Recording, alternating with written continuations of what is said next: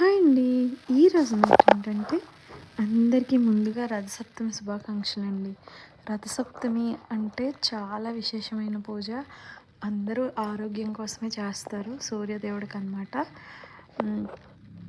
ఇది మాఘమాసంలో చేస్తారు. చాలా మంచి రోజులు ఇంక ఇవన్నీ.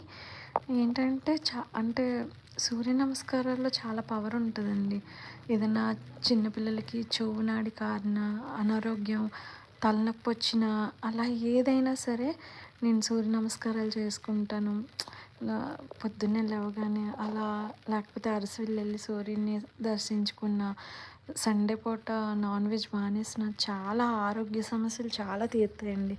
నిజంగా నాకు తెలుసు. నాకు కూడా హెడేక్. యాక్చువల్లీ నేను కూడా పూజ చేసుకున్న వెంటనే బయటికి వెళ్ళి సూర్య నమస్కారం చేసుకుంటాను. కానీ చాలాసార్లు మర్చిపోతానమాట.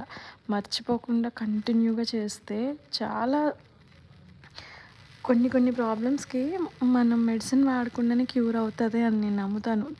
హెడేక్ అయితే చాలా బాగా నేనైతే రిజల్ట్ చూశాను. మీలో ఎవరికైనా ఈ విషయం తెలుసా? అరసవిల్లు ఎన్నిసార్లు వెళ్ళారు?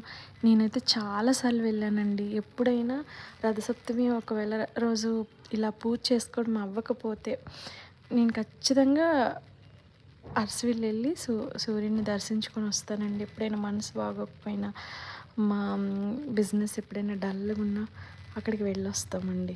ఇది మ్యాటర్ ఈరోజు.